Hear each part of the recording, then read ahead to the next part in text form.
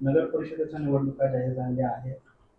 छान आता मुलाखती देखील आपल्या पार पडलेल्या आहेत. बरोबर. कशा पद्धतीने एकंदरीत या संपूर्ण निवडणुकीला सामोरं जात आहे, काय प्लॅन असणार आहे?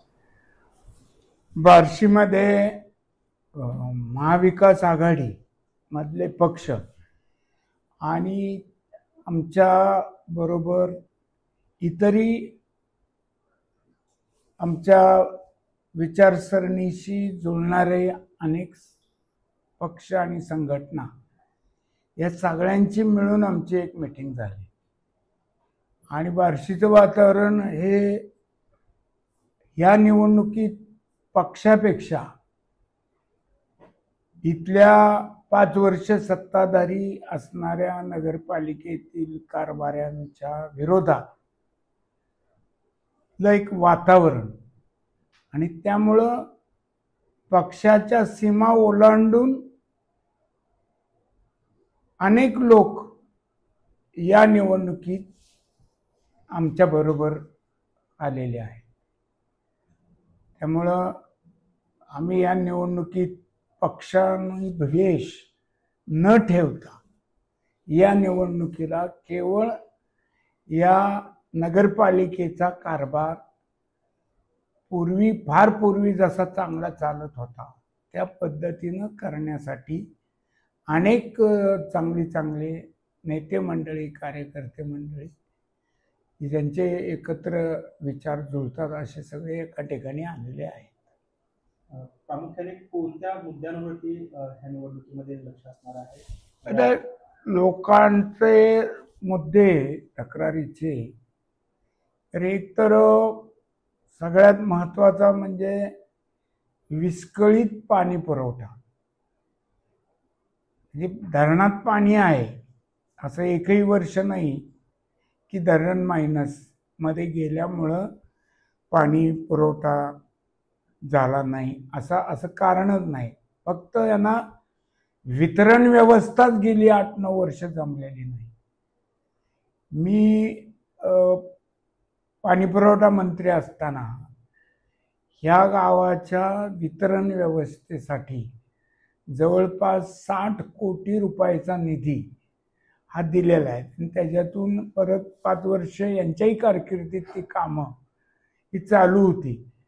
परंतु आणि त्याच्याही आधी आम्ही या गावामध्ये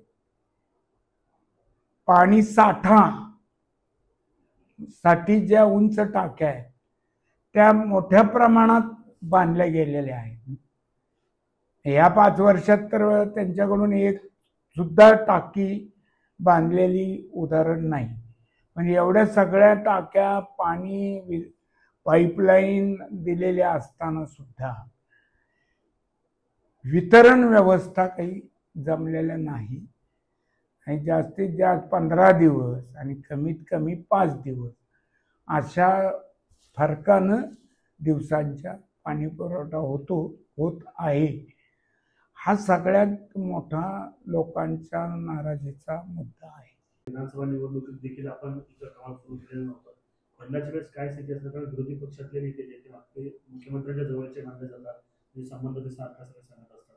तेव्हा आता किती मोठी स्पर्धा आहे?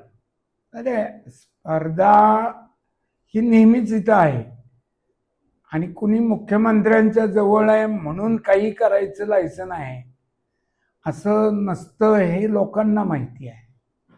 त्यामुळे शेवटी जनता ह्या सगळ्याचा हिशोब करणार आहे. या निवडणुका आपण पक्षाच्या चिन्हावर किंवा महाविकास आघाडी म्हणून सामोरं जातोय की स्थानिक विकास आघाडी? त्या बाबतीत अजून आमचा आता वरिष्ठ पातळीवरचे काही निर्णय होतील.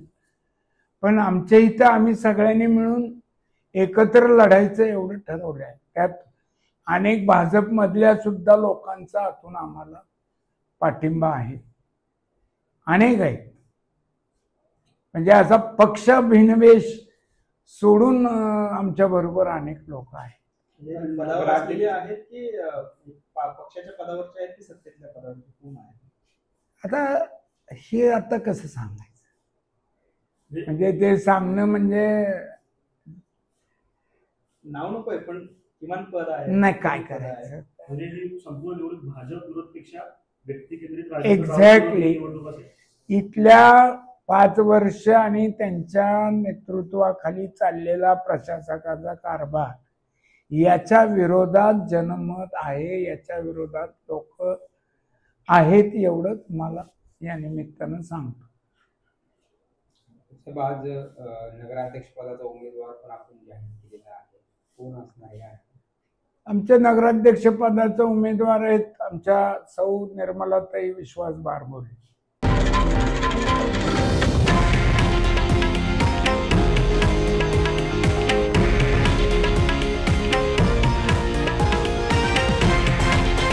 हे आहे देशातील नंबर 1 न्यूज नेटवर्क आणि आपण पाहत आहात TV9 मराठी, एकमेव.